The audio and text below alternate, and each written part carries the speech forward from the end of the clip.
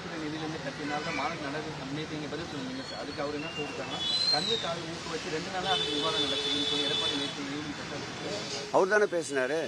அவரை எடப்பாடி பழனிசாமி என்று அழைப்பதை விட பல்டி பழனிசாமி என்று அழைக்கலாம். நேற்றைக்கு முன்தினம் அறநிலையத்துறையின் சார்பில் கல்லூரியிலே தொடங்கப்படக்கூடாது என்றார்.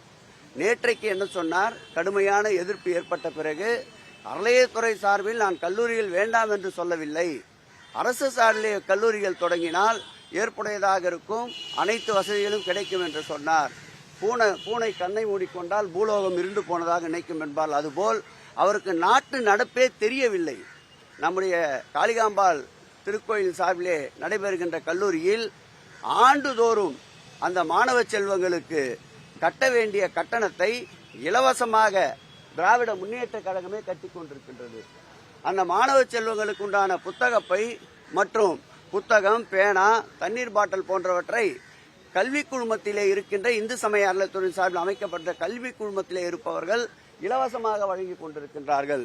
அவரை நான் கேட்கின்ற ஒரே கேள்வி, கட்சியினுடைய நிறுவனர், அந்த கட்சியினுடைய நிறுவனர் புரட்சி நடிகர் அவர்கள் 82ஆம் ஆண்டு அதே பள்ளியில் பாலிடெக்னிக் கல்லூரியை கொண்டு வந்தார்.